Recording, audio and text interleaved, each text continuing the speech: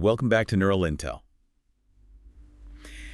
Imagine an AI trying to learn, but the world around it just won't stay still. Right. And I don't just mean, small changes like user preferences shifting a bit. Uh-huh. We're talking about the fundamental rules of the game itself, constantly rewriting under the AI's feet. Mm-hmm. It's a massive challenge. It really is. Because standard reinforcement learning, RL, it kind of expects a stable world.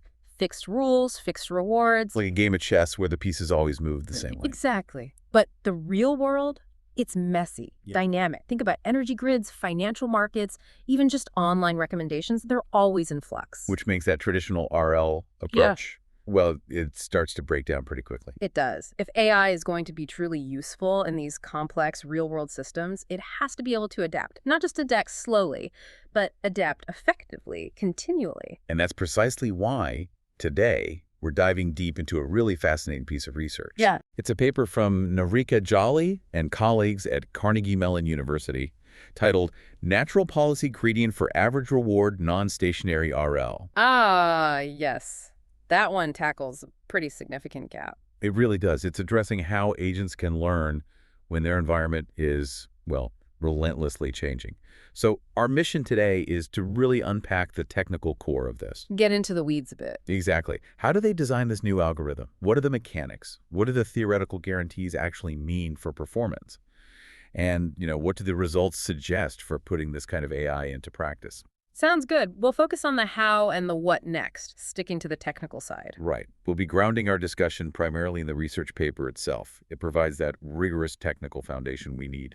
And for you listening, remember that a lot of the cutting-edge stuff in AI and ML really does come straight from these research papers. We're aiming to pull out the key technical insights for you. And just a reminder, we'll be focusing squarely on the technology, the algorithms, the performance, the implications for building adaptive systems. We won't be venturing into broader ethical or societal discussions today. And if you want to stay updated on the latest research papers like this one, definitely check out our webpage. The link's right there in the bio. Perfect. So let's start by maybe recapping the foundational problem. We know RL involves an agent, an environment, states, actions, rewards, the usual loop. Right. Learn by trial and error to maximize reward. But the key assumption, as you mentioned, is usually stationarity. What does that assumption entail, and why is it such a hurdle in the real world? So stationarity means the rules of the game are fixed. The probability of moving from state A to state B if you take action X, that's constant. The reward you get for doing that, also constant. It never changes throughout the agent's learning process. Exactly, which is, a reasonable simplification for many theoretical problems or very controlled environments. Think of a simple board game. But reality isn't a simple board game. Not even close. The real world is fundamentally non-stationary. Almost everything changes.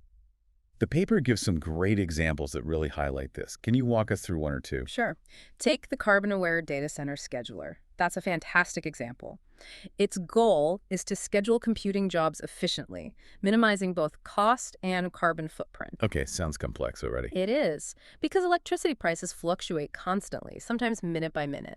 And the availability of renewable energy sources depends heavily on local weather patterns, which are obviously dynamic. So the reward for running a job now versus later, and the cost in terms of carbon, are always shifting. Precisely. An optimal scheduling policy from yesterday or even an hour ago might be completely suboptimal now. The scheduler has to adapt to these real-time changes. Or think about recommendation systems, the things suggesting movies, news, products online. Oh, yeah, classic example. Your preferences aren't static, are they? Definitely not. They change based on what I just watched, what's suddenly trending, maybe even the time of day or my mood. Right, so the system needs to learn your changing preferences, but also the changing landscape of available content. Popularity shifts. It's all moving. A system that doesn't adapt quickly just feels stale. Annoying, even. So it's not just the data changing, it's the underlying reward structure, the very definition of good recommendation that's evolving. Exactly. And the paper mentions others too. Inventory control, where supply and demand are always shifting. Healthcare, where patient states change. Ride sharing, with its dynamic traffic and demand. Multi-agent systems, where agents change the environment for each other. The list goes on. In all these cases, that core assumption of stationarity just doesn't hold. It completely breaks down. And traditional RL algorithms, they really struggle in that kind of scenario. They might learn something, but it's probably outdated fast. Now, this paper specifically focuses on a particular setting. Infinite horizon, average reward. That sounds technical. Why is this framing important, especially compared to, say, discounted rewards? It is technical, but it's crucial for the type of problems they're tackling. So in many RL tasks, especially ones that are episodic, like playing a game until you win or lose and then starting over, Right, finite tasks. you often use discounted rewards. This means rewards you get sooner are valued more highly than rewards you get later. A reward now is better than the same reward 10 steps from now. Makes sense for short-term goals. It does. But think about systems that are supposed to run continuously, indefinitely, like that data center scheduler, or a robot on a factory line that runs 247 for years, or maybe core network routing systems. These aren't short episodes, they just run. Exactly. They operate over an infinite horizon, theoretically.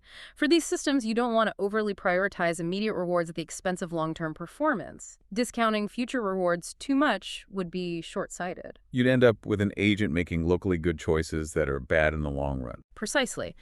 So for these continuous long-running processes, the goal is often to maximize the average reward over time. Every time step matters equally, whether it's now or a million steps from now. Consistent, optimal performance is key. And that average reward setting combined with the non-stationarity, Yeah. that makes the problem significantly harder. Oh, absolutely. Both infinite horizon and average reward are known to be more challenging analytically than finite horizon or discounted settings. Adding non-stationarity on top, that's a really tough nut to crack theoretically, which is why this paper's work is so notable. It also makes you think, though, focusing purely on average reward in an infinite horizon. Does that miss anything? Like, what about rare catastrophic events? An agent might have a great average reward but still be vulnerable to a sudden massive failure. That's a really sharp point. And it's generally outside the scope of standard average reward RL formulations, including this paper's. They're optimizing for the typical performance over the long haul, incorporating risk aversion or planning specifically to avoid those low probability, high impact negative events. That's a whole other layer of complexity. It's a critical area for future research, especially for safety critical systems. How do you balance average performance with robustness against catastrophe? It's not explicitly tackled here. Interesting thought. Okay, so we understand why non-stationary RL is critical and why the average reward setting matters. Let's dig into the core challenges. The paper talks about chasing a moving target. What does that feel like for the AI agent? It means the very definition of optimal behavior is constantly shifting. In standard RL, you're climbing a hill, trying to find the single highest peak. Once you find it, you stay there. Converge to the optimum. Right. In non-stationary RL, the entire landscape is shifting under your feet. Peaks rise, valleys form, the location of the highest point keeps moving. So the agent isn't learning a single best strategy, it's trying to learn a strategy that tracks this moving optimum. It's less about convergence, more about continuous adaptation and tracking. Which must make exploration fundamentally different. This leads to that idea you mentioned earlier, the explore for change versus exploit dilemma. Yeah. How does that play out here? This is a really fundamental shift. In stationary RL, exploration is mainly about finding the best actions initially. Once you're confident an action isn't good, you mostly stop taking it. You exploit your knowledge. Prune the search space. Exactly.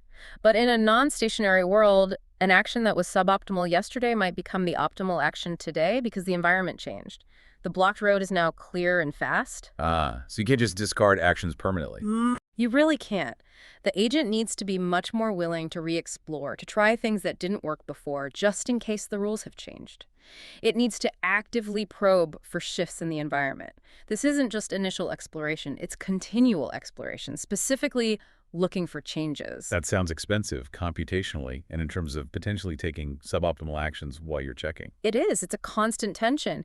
How much do you exploit your current knowledge versus how much effort do you spend checking if that knowledge is still valid? Too much exploitation, you get stuck in the past. Too much exploration, you waste resources. And this ties into the other challenge, forgetting old environments. How does the agent manage this? It needs to adapt fast, but also learn reliably. That's the tightrope walk. The agent's internal models, its policy, its value estimates have to update quickly to reflect the current reality. If they hold on to old information for too long, the agent's actions become based on an outdated worldview. It becomes irrelevant. So fast adaptation is key. But learning requires data. Observations from the environment are noisy. To be confident about the value of an action or the state of the environment, you need multiple samples. That takes time. So if you adapt too quickly, maybe based on just one or two noisy observations, your estimates might be unreliable. Exactly. You risk reacting to noise rather than genuine change. So you need to balance forgetting the old, rapid adaptation with reliable learning, sufficient sampling. How quickly should the agent update its beliefs based on new evidence? It's a critical tuning problem. Okay, given these deep challenges, what did the non-stationary RL landscape look like before this paper? Where was the gap they identified? Before this work, the paper points out algorithms tackling non-stationarity largely fell into two camps. First, model-based methods. These try to learn a models how the environment works. Right. They explicitly try to estimate the transition probabilities and reward functions, and then update that model as new data comes in. Techniques like sliding windows, only using recent data, or forgetting factors giving less weight to older data are common here. Think variants of the UCRL algorithm family. So building and constantly revising a map of the changing world. Pretty much. The second camp was model-free, value-based methods. These don't build an explicit map. They learn the value of states or actions directly, like Q-learning or LSVI variants. How do they handle the changes? Often through techniques like periodic restarts, basically, resetting the learning process occasionally, or using optimism, where they might preferentially explore actions whose values are uncertain, hoping they might have improved. So one builds a map, the other learns point values. But there was still something missing. Yes. The crucial gap, the one this paper dives into, was in model-free, policy-based techniques for this specific setting, time-varying, infinite horizon average reward. Policy-based methods. Right. These directly learn the strategy, right? The how to act. Exactly. Instead of learning values first and then deriving a policy, they learn the policy parameters directly. Think algorithms like reinforce or actor-critic methods in the stationary world. And why are these policy-based methods desirable? Why was filling this specific gap important? Policy-based methods have some really appealing properties, especially for complex real-world problems. They handle continuous action spaces very naturally. Think controlling a robot arm with fine movements. Where the number of possible actions is infinite. Value-based methods can struggle there. Right. Policy methods can also be more efficient in high-dimensional state spaces, using function approximation to represent complex policies compactly. And importantly, they often have good exploration properties built in, especially stochastic policies that naturally try different things. So they're flexible, potentially more scalable, and good at exploration. Having a solid, theoretically grounded policy-based method for non-stationary RL was a key missing piece of the puzzle. Definitely. It rounds out the toolkit, offering a different, potentially more suitable approach for certain kinds of dynamic problems. Okay, that sets the stage beautifully. Let's get into the main contribution. NS-NSC, Non-Stationary Natural Actor-Critic. What's the core idea here? How does it build on standard natural actor-critic? Okay, so standard natural actor-critic, NSC, is already a powerful technique for stationary average reward problems. It uses that actor-critic structure. The actor learns the policy. The critic learns a value function, usually the Q function or advantage function, to evaluate the actor's policy. And they work together. Yeah, the critic tells the actor how good its current actions are, and the actor updates its policy based on that feedback. The natural part refers to using the natural gradient for the actor's update. Remind us what's special about the natural gradient again. Instead of just following the steepest ascent direction in the parameter space, like standard gradient ascent, the natural gradient takes into account the underlying geometry of the policy space. It uses second-order information, basically finding a more natural direction to improve the policy, often leading to faster, more stable convergence, especially compared to vanilla policy gradients. It's mathematically grounded in the policy gradient theorem. So, a sophisticated way to update the policy in stationary settings. How did NS-NAC adapt this for non-stationary worlds? What's the key innovation? The fundamental innovation is that NS-NAC is, as far as the authors claim and the literature suggests, the first model-free, policy-based algorithm specifically designed and analyzed for time-varying, infinite horizon, average reward RL. It takes the core NAC structure but modifies it significantly to handle the constant environmental flux. That's a strong claim. So how does it work mechanically? What are the key components that enable this adaptation? The paper mentions restart-based exploration. Right. This is a core architectural element. NS-NAC divides the total time horizon T into n segments, each of length h. At the start of every segment, the NAC learning process is effectively restarted. Restarted. Doesn't that mean throwing away learned information? Why is that helpful? It sounds counterintuitive. but it's a deliberate strategy to force exploration for change. In a non-stationary world, a policy optimized for the previous segment might be way off for the current one. Restarting, likely resetting learning rates or exploration parameters, not necessarily the entire policy from scratch, forces the algorithm to reevaluate and explore more aggressively at the beginning of each segment. Ah, so it prevents the agent from getting stuck in an old optimum that's no longer optimal. It forces a fresh look. Exactly. It's a mechanism to combat policy inertia and ensure the agent doesn't just assume the world is the same as it was. It explicitly builds in periods of heightened exploration to detect and adapt to environmental shifts. Clever. Yeah. And the learning rates. They have a special role, too. Yes, the paper offers a nice interpretation here. The step sizes, like alpha for the critic and beta for the actor, aren't just tuning knobs for convergence speed. They're viewed as adapting factors that control the balance between forgetting old information and incorporating new information. So a larger learning rate means faster forgetting and adaptation. Right. It makes the agent more sensitive to recent observations, allowing it to adapt quickly to changes, but potentially making it more susceptible to noise. Smaller rates mean slower adaptation, but more stability by averaging over more past data. Tuning these becomes crucial for balancing responsiveness and stability. And this links into the two-time scale dynamics between the actor and critic, right? How does that work? This is a classic actor-critic technique, but vital here. The idea is that the actor and critic learn on different timescales. The critic operates on a faster timescale. It uses temporal difference, TD, learning to quickly estimate the state action value function, Q values, based on recent rewards and transitions. Its job is to provide rapid feedback about the current state of the world and the policy's performance right now. Think of it as the tactician. Reacting quickly to immediate feedback. Exactly. The actor, on the other hand, operates on a slower timescale. It updates the policy parameters using that natural gradient step based on the critic's evaluations, but it does so more gradually. It's the strategist, making more considered changes to the overall behavior based on the critic's faster, possibly noisier, assessments. The paper mentions using tabular softmax parameterization for the policy. So fast critic, slow actor. How does this specific timing help handle non-stationarity? The key is setting the critic's learning rate, alpha, significantly larger than the actor's, beta. This allows the fast critic to quickly track changes in the environment's rewards or dynamics. It rapidly updates its Q value estimates to reflect the new reality. Providing up-to-date intel to the actor. Precisely. The slower actor then uses these more current value estimates to guide its policy updates. Even though the actor updates less frequently, the information it uses is fresh, allowing it to effectively chase the moving target, the shifting optimal policy, without being overly reactive to every little fluctuation the critic sees. It smooths things out. It's a nice separation of concerns, rapid sensing by the critic, more deliberate strategic adjustment by the actor. And there was one more piece of a projection step. Q. Yes, that's a technical detail for stability, primarily in the critic's update. The critic is estimating Q values. The projection step, REQ, basically ensures these estimated Q values stay within a predefined reasonable range. Like putting bounds on the values. Essentially, yes. It prevents the estimates from exploding or becoming numerically unstable, which could derail the whole learning process. It's a form of regularization that's important for ensuring the theoretical guarantees hold and the algorithm behaves predictably in practice. Okay, so we have restarts for exploration, adaptive learning rates, a two-time scale update, and projection for stability.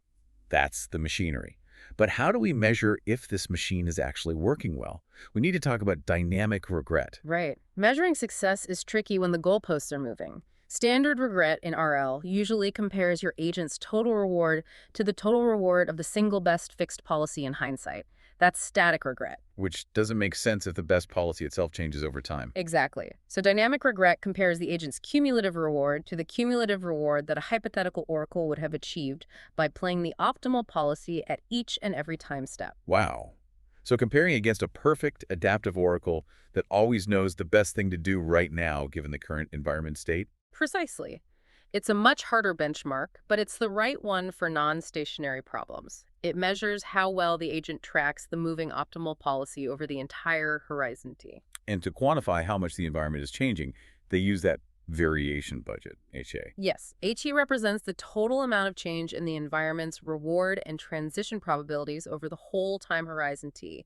It's a single measure of the environment's instability or non-stationarity. The higher AT, the more volatile the environment. Crucially, the agent doesn't know the timing of the changes, just maybe this total budget for the analysis. For the analysis of NSNAC, yes, knowing or assuming an upper bound on AT is needed to set the parameters optimally. The agent doesn't know when the changes happen, just how much total change there might be.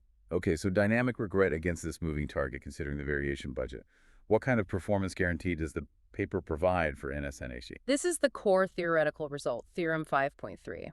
They prove an upper bound on the dynamic regret. It looks like a... Right, the equation we saw earlier. Let's break that down again. What's the punchline? The punchline is that the regret grows sublinearly with the time horizon t.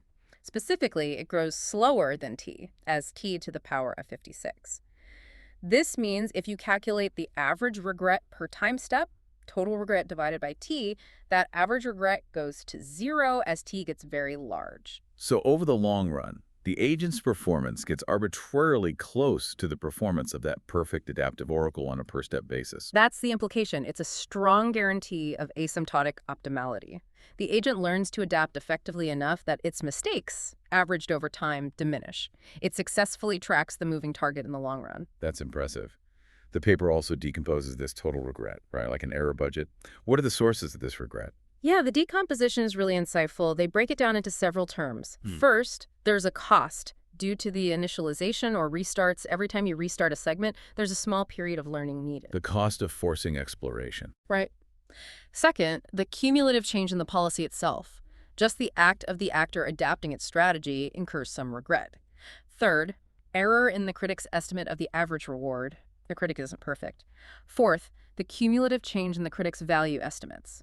The critic also has to adapt, which has a cost. So cost from restarting, policy adaptation, and critic inaccuracies. And crucially, the fifth term is the error due to non-stationarity, which is directly tied to that variation budget arity.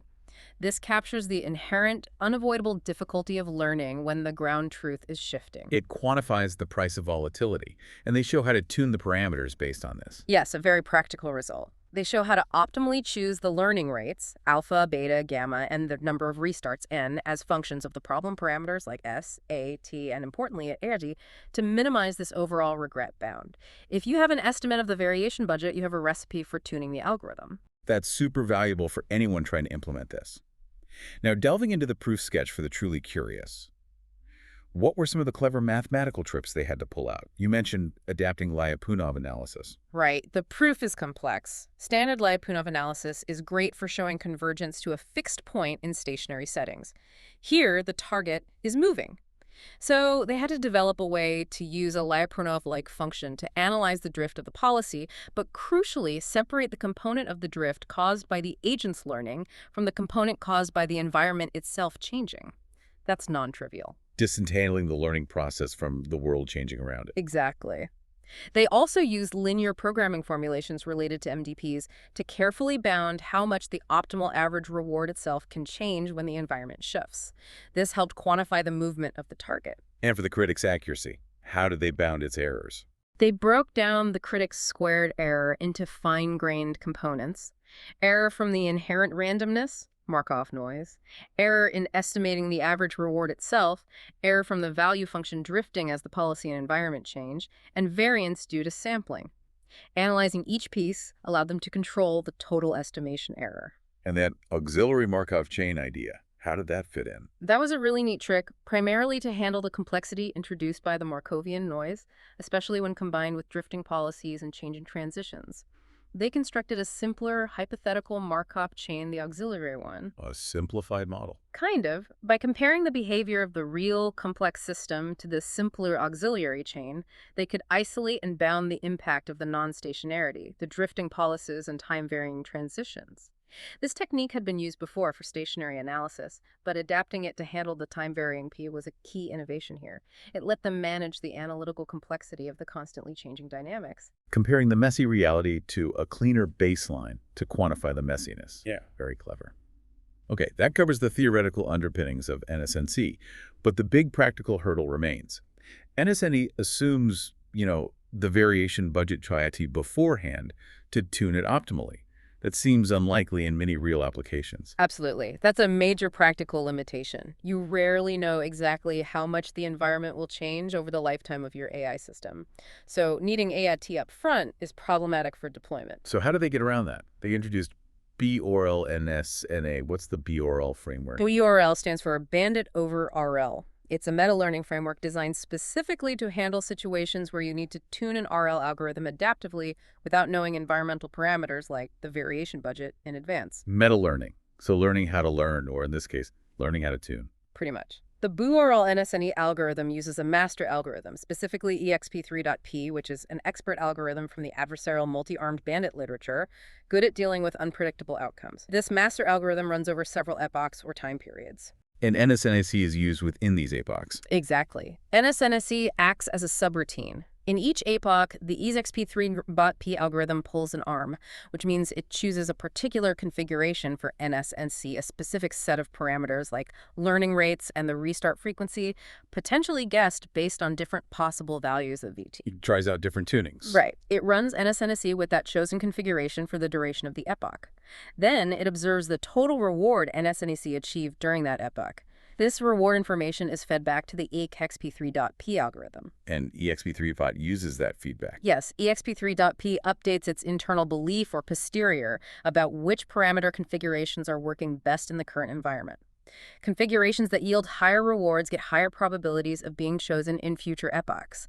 It's essentially running a bandit algorithm where the arms are different parameter settings for NS-NC, and it learns over time which settings perform best without ever needing to know the true PSI-T. That's really smart. It automates the tuning process by learning from performance. And the crucial question, does this parameter-free BORL-NS-NAC still achieve good performance?